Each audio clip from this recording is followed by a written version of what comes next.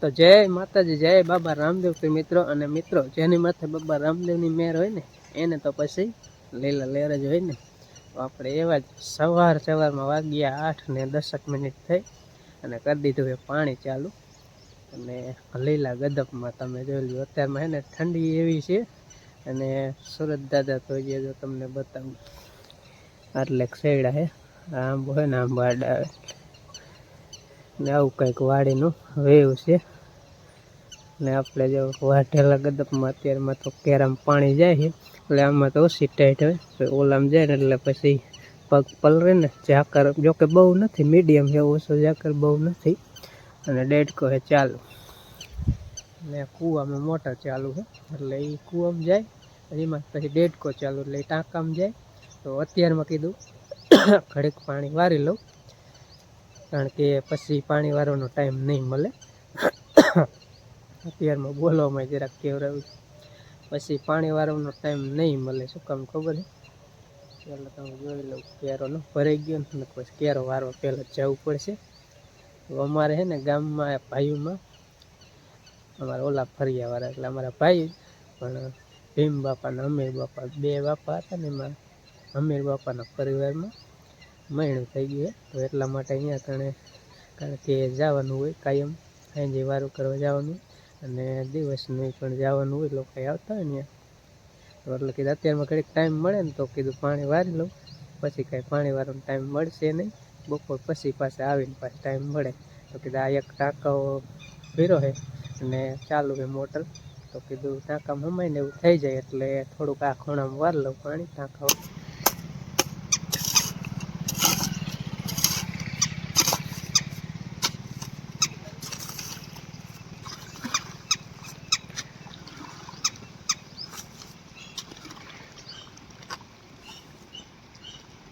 અત્યારમાં ટાઢું થોડુંક પાણી લાગે, ટાંકાનું હોય ને એટલે ટાઢું લાગે. ડાયરેક્ટ મોટરનું આવતું હોય ને તો એટલે ટાઢું ન લાગે.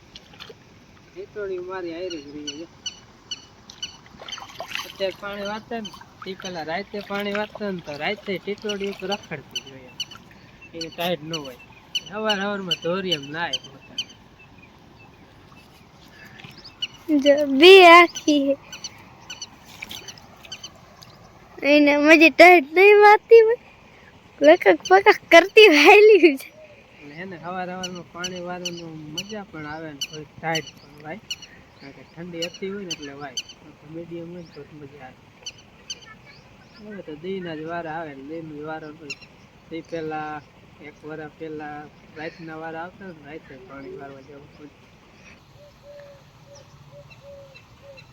ટાઈટ એવી વાય છે ને કાન પેક કર્યા થાય પવનનું જરાક લેર ખોવે ને હતા બહુ ટાઈટ હોય.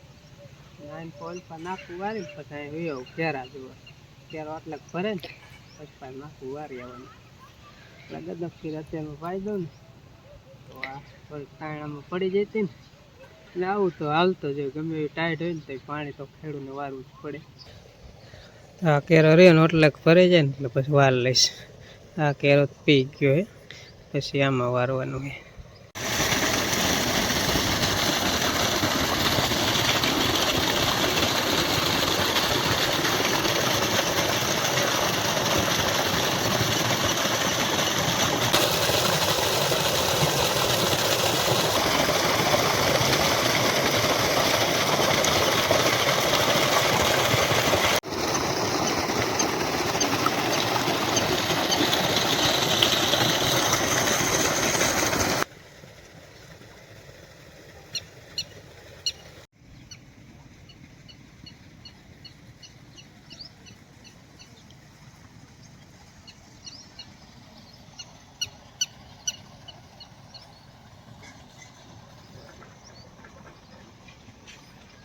હું અહીંયા પાણી વારું અને અહીંયા વાસીદાનું કામકાજ હાલે છે.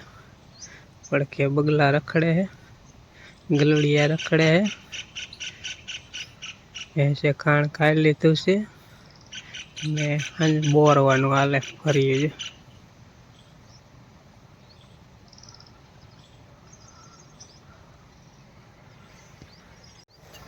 આવી હોય અમારે અહીંયા શિયાળાની સવારમાં આવું બધું કામકાજ હાલતું હોય.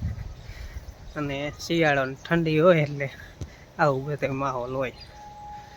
પાણી તો વારવાનું હોય જ, 3-4 દી વારવાનું હોય, પાછું 3-4 દી પાછું ન વારવાનું, એવું બધું હોય.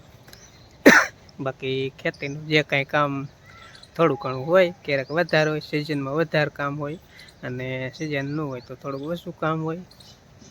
એટલે આવું હાલતું હોય. અને શિયાળાનું થોડુંક વધારે કામ હોય, કારણ કે સવારમાં ઠંડી હોય ને તોય કામ હોય, કારણ કે વાવેતર જાજુ હોય ને ખેતરમાં.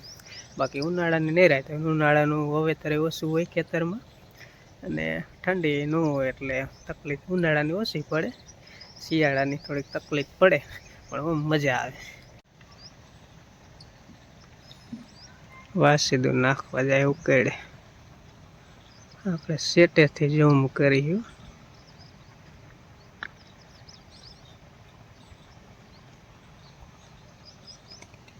જય માતાજી, જય બાબા રામદેવ પીર. અમે જો હવે ગામમાં જવા તૈયાર થઈ ગયા હે. સવારમાં બધું કામ કરી લીધું. એટલે સવારના પોરમાં ટાઈટ ન ઉડી તા જો જલસી પાછી પહેરીને મોટરસાઇકલમાં જાય ને ટાઈટ હોય. એટલે ગામમાં જવાનું છે, આજ આયાવાર છે. એટલે ભાઈ મોટું અમારે કુટુંબ રહ્યું એટલે જવું પડે અંદર બાયુને જણને. આયાવાર હોય તો જઈશું. આમાં વાર આવે તો પછી રોટલા તો વહેલું જવું પડે, તો 8 વાગે હોઈ જવું પડે. એટલે સવારમાં આપણે બધું કામ કરી લીધું. ઢોરાનું કીરું ને થોડુંક પાણી ને વેરું ખડી ઘરનું કામ કરી રહે ને ત્યાં સુધી હવે જાય ગામમાં. હવે લગભગ બપોર પછી આવીશું, ત્યાં સુધી તો ગામમાં રહેવાનું થશે. હા, ગામમાં માણ આયા વાળો એટલે અમારા કોઠામાં બોરું રહ્યું એટલે માણા એટલા આવે. આજે આપણે મોટરસાઇકલ તૈયાર કરી લીધું હે. એન પાસે છોકરા ભણવા હમણાં વૈયા જઈશ. ક્યારે છૂટશો? બંગાવી ખાધી 5 વાગે. ઠીક, તો સવારમાં આવું મારે હોય. હાલો આમ જાય. તમે ટીપા કોણ નાખશે બપોર? મધન કીજો ટીપા નાખ દઈએ. અત્યારે નાખ્યા? અત્યારે નાખ્યા ને? હા ભલે કોણ અત્યારે નાખ્યા ટીપા? નાખ્યા ને? હા તો બપોર નાખ દેજો, આમ મોડા આવીને તો બરાબર.